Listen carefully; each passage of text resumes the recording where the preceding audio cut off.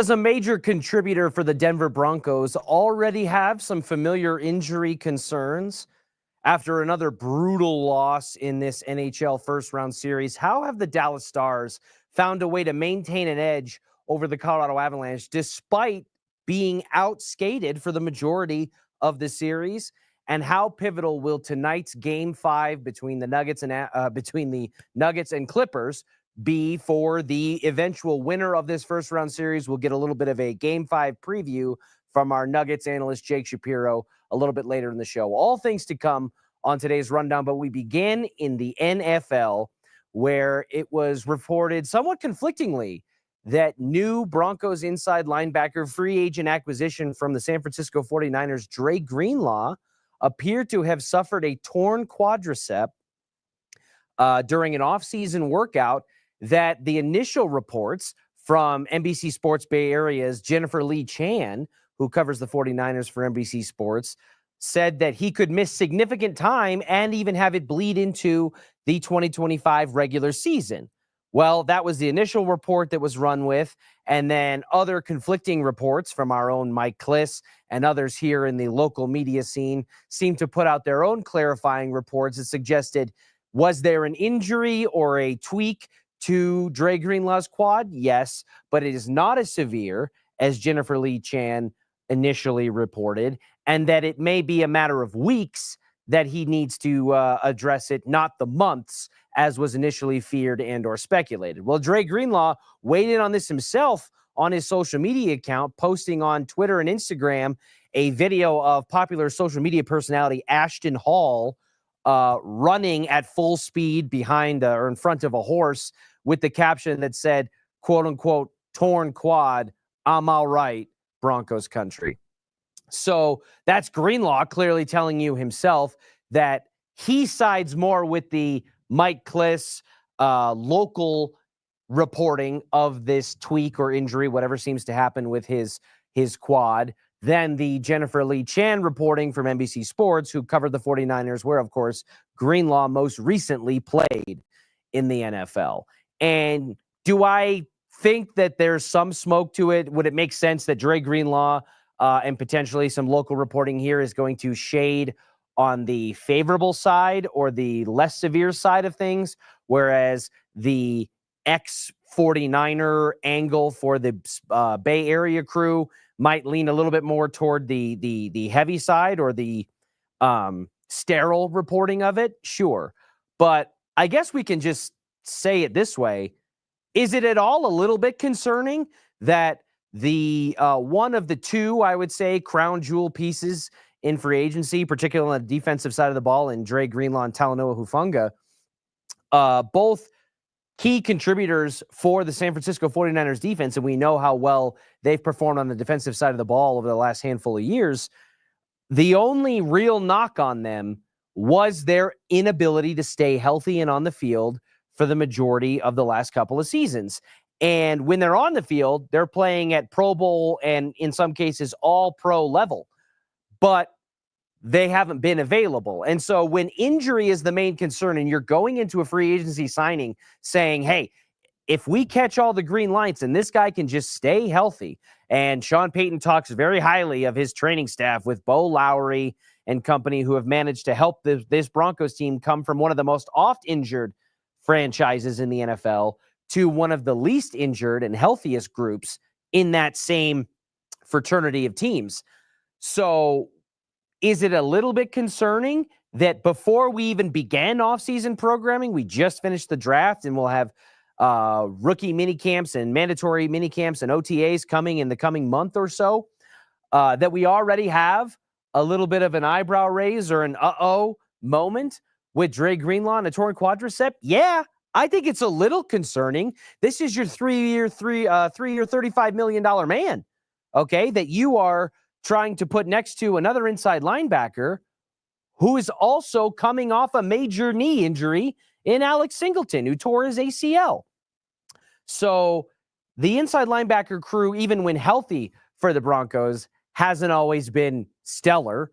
Alex Singleton and that defensive unit was looking good for the first part of the season before he got injured. And Cody Barton, I think, stepped up in a pretty admirable way for the majority of that season. I think that he played above expectation coming in to fill that injured slot at inside linebacker. But listen, this is a Broncos team that has been searching for quality inside linebacker play since Brandon Marshall and Danny Trevathan walked out the door. And they have truly yet, in my opinion, to find it. Dre Greenlaw presents certainly with what he's put on tape an opportunity to remedy tough stretch of inside linebacker play, and maybe alongside an Alex Singleton who was kind of coming on in the last year and a half or so, can be a steady presence there. But one's coming off of a major season-ending knee injury, and now the other, before we even get to offseason programming, with a significant injury history in Dre Greenlaw, is already starting to have some blips on the radar in that regard. So do I think that it's maybe a little bit less serious than Jennifer Lee Chan initially reported? Yeah, I think that the guys with eyes on the situation like Mike Kliss and some of our other local beat reporters here probably have a more accurate read on things, even if there is a little bit of spin involved, perhaps, because none of these people, you know, in Dre Greenlaw and them are quite in the building yet. We're still in the phase of off-season programming where things are kind of individual. But I do think it's concerning on the surface, just in saying that a guy who has major injury history that you're paying premium money for in free agency and hoping that he can stay healthy is already giving you cause for concern in that area. So here's hoping over the next month or 6 weeks or so, as training camp at the end of summer kind of looms large, that we're not talking about this in August and September the way we are currently talking about it in late April. In the world of the NHL, it is time to go inside the action, presented by Embers Living. Elevate your outdoor living with full luxury outdoor kitchens featuring Twin Eagles appliances. The Colorado Avalanche in a pivotal Game 5, where the winner of Game 5 in a 2-2 series has a decisive advantage in the outcome of a 7-game series. The Avalanche go to Dallas after splitting the series at home. And man, from the literal drop of the puck, things just were not going their way. When it felt like everything went their way in Game 4, the opposite was true in this game. Mackenzie Blackwood sees a puck go through the net in the first 9 seconds of the game, a situation where there are probably a lot of dirty hands. You can blame Cale Makar and Nathan MacKinnon for not keeping track of the puck accurately. Mackenzie Blackwood was out of position. He was not defending the post the way that he should have, because you can say it squeezed through, and Mackenzie Blackwood did say that it squeezed through the perfect hole, but that shot came from behind the goal line and has such a small chance of going in that you, as a goaltender, especially one that has performed as well as Mackenzie Blackwood has through the first 5 games of his postseason career, with last night being the first real sign of adversity, you have to be able to defend that puck better. 9 seconds into the game, the Avs already find themselves chasing, and then it only gets worse after giving up a goal in the first 9 seconds of the period. They give up a goal in the final 47 seconds of the period, in which Mackenzie Blackwood makes a pad save, watches the puck go up over his head and land on his shoulder to slide back down into the net. Again, defensive errors were kind of an ongoing theme for the Avalanche throughout the entirety of that game, especially on the top line with Makar and Taves. I felt like they were out of position a handful of times.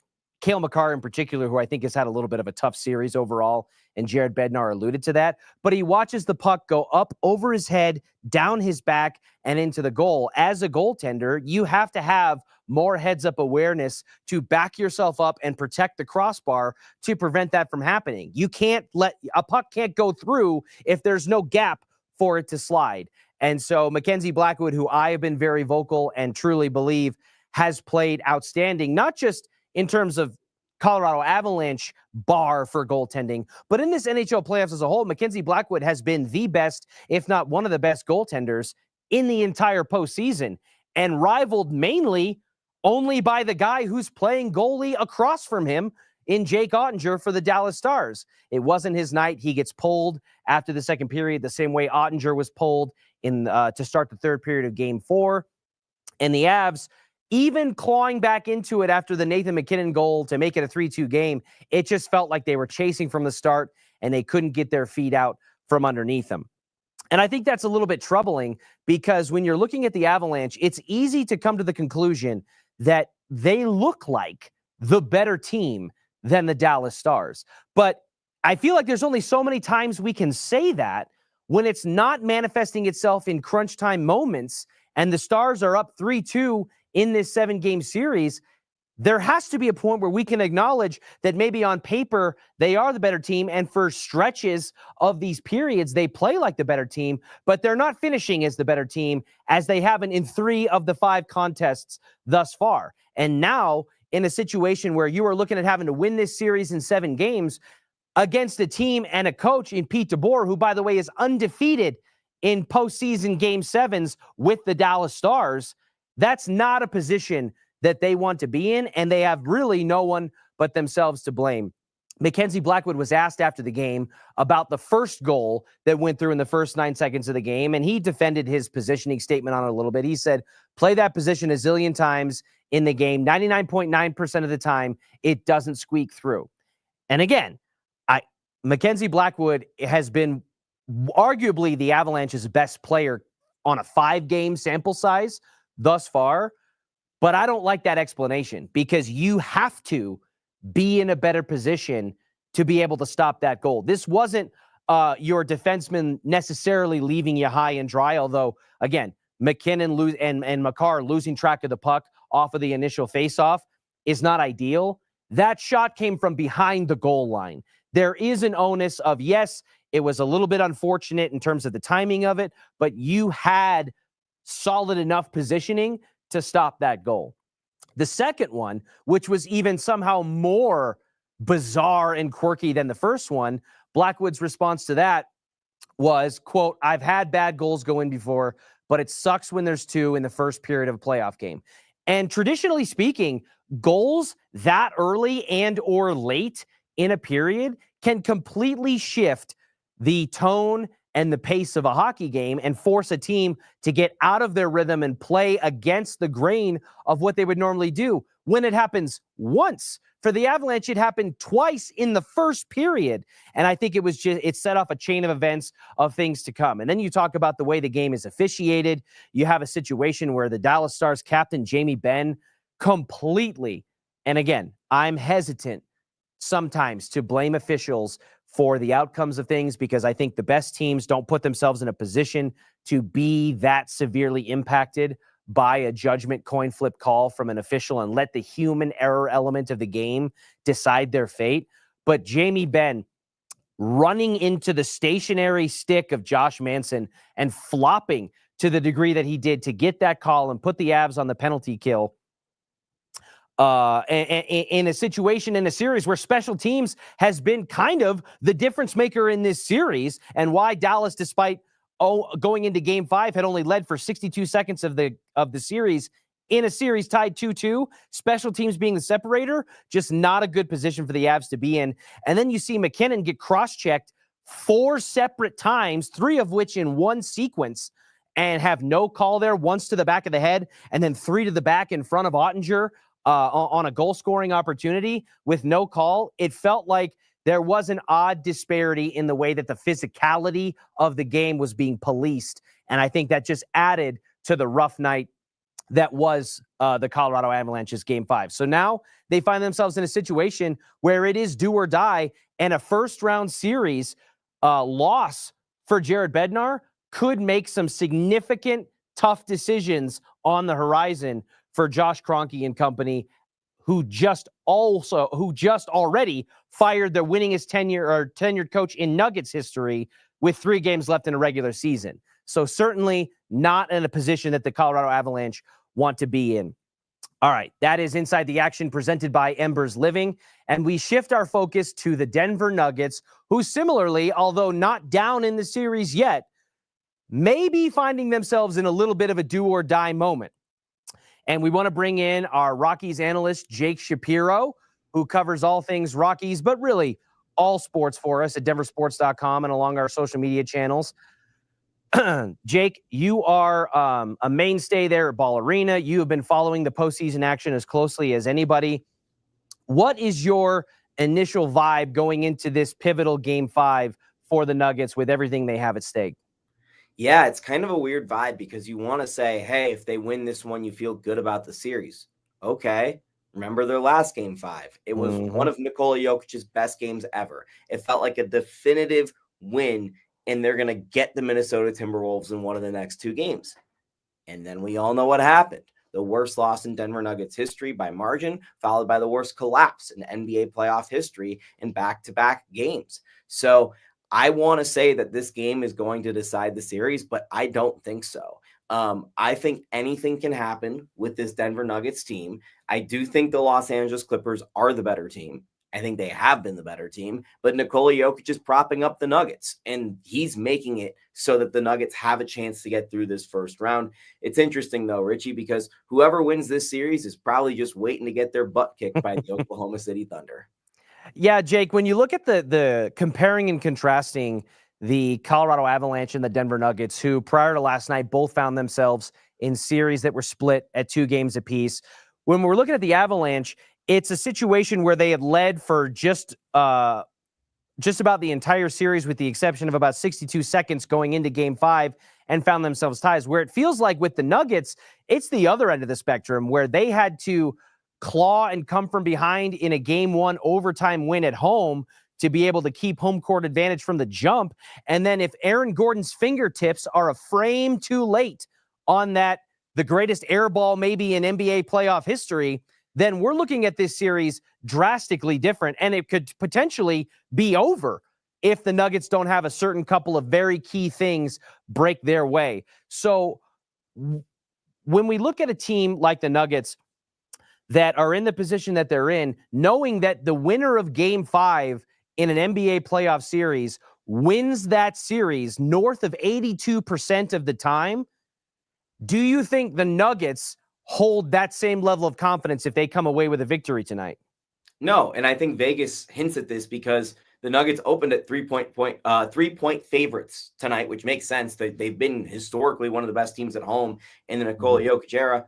They're already 1.5-point dogs before tip tonight, and that's with the knowledge that Michael Porter Jr. is going to be playing in tonight's game. He is not going to be suspended, according to sources with The Athletic. So on top of that, we don't know what Russell Westbrook's status is. I'm not the biggest Russell Westbrook guy, but the fact of the matter is the Nuggets have 5 NBA players on their roster who can play in the playoffs. 6 maybe with Russell Westbrook, 7 on a good day with Payton Watson. And they're just putting 42, 44 minutes on all these guys' legs, and eventually it's going to break. I don't know if tonight's the night it breaks. I think tonight they actually might be able to get this win. I feel good about where the Nuggets are heading into this game.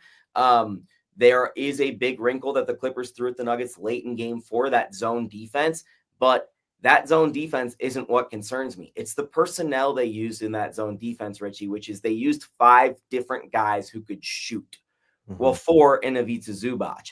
They've been playing lineups, the Clippers, all series long, where it's Ivica Zubac, who does not shoot, and Chris Dunn or Ben Simmons, guys who do not shoot. They've always had 2 non-shooters on the floor. In that stretch in the fourth quarter, they had 4 shooters on the floor and Ivica Zubac. And the Nuggets' defensive principles completely broke down because they didn't know who to rotate off to, because there wasn't a person to rotate off of. So I'm worried that playing Bogey Bogdanovic, who was unplayable in this series until the fourth quarter of Game 4, can be a difference maker for the Clippers. But in the same regard, if Nikola Jokic plays a third quarter like he did in LA on Saturday night, again in Denver tonight, at any point, one of these 4 quarters, the Nuggets are going to win the game. Like, it's impossible to beat a team that gets that type of production from that one player, as we saw in Game 2 from Kawhi Leonard. When you're talking about the amount of minutes that the starting group is piling up, I thought that David Adelman had an interesting response when asked about the significant workload that he placed on that top 5. He talked about basically just saying, you can't worry about what other people are going to say afterwards. Our starting 5 has to be on the court the majority of the game, and I'm going to do my best to make sure that they get their breaks, and at the same time, keep 3 or 4 guys on the court that can make plays offensively and defensively. So you already alluded to, Jake, the fact that they only have 5 real NBA players on their roster. So there's no reason to assume we're not going to see 40-plus heavy minutes for these 5 going forward tonight and into the potential future of this series and beyond for the Nuggets, right? Well, here's the rub. Do you just say, I'm going to play everyone 42 minutes tonight? To heck with game 6 in LA. We're going to try and win game 5 and game 7, and we're just going to go all in. Like, that's the thing. Like, the Nuggets might do that. I wouldn't be surprised if they did that. So their issue is that they need to somewhat stagger the minutes of when they take these guys off. And David Adelman admitted that mistake at the start of the fourth quarter. He said Jamal got fresh legs for 3 minutes, but it should have been Mike, or it should have been, Aaron as well for a few minutes. They got to figure that out. Richie, the NBA net rating, the average net rating in the playoffs is like around like a 110, which is you score 110 points per 100 possessions. When Nikola Jokic is not on the floor so far in this playoff series, the Nuggets net rating is 52. Holy cow. When Jamal Murray is not on the floor for the Nuggets in this playoff series, including minutes with Nikola Jokic, by the way, the Nuggets net rating is a 49. They are unable to score without both of those guys on the floor right now. And it's a tragedy. Like, they just do not have enough offense to get through the playoffs. That is their number one problem. And on top of that, they can't guard anyone on defense, as proved by their perimeter issues that have happened all season long. And then they try to solve that with putting Payton Watson in the game because he's a rangy defender and he can't rebound. And Ivica Zubac gets a tip put back right over him that ends up tying the game, which leads to us needing that Aaron Gordon tip dunk to win the game here in Denver. So, it's an impossible situation because the Nuggets don't have a single player on their roster, Richie, and this is an incredible thing to say about a team in the NBA. They don't have a single player on their roster who is a plus 3-point shooter and a plus defender. Not one of them. That's tough.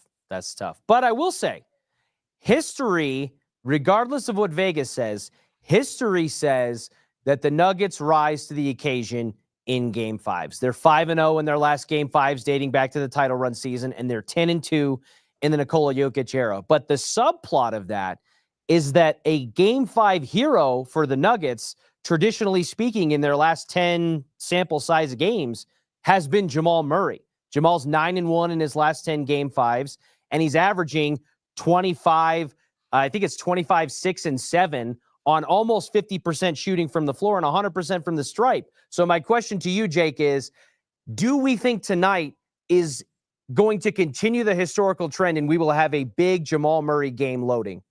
Yeah, I'm taking every Jamal Murray prop over. Like, I'm not even a sports gambler, but here's why. Jamal's historically been a playoff riser. We all know that. I just talked about the thing with the lineup. So about that, if the Clippers decide to run 4 shooters out there at a time, that means there's no longer Chris Dunn or Ben Simmons on the floor to guard perhaps Jamal Murray. That leaves Kawhi Leonard with the choice of guarding Jamal Murray or Aaron Gordon or Michael Porter Jr. And that leaves James Harden or Norman Powell probably on Jamal Murray.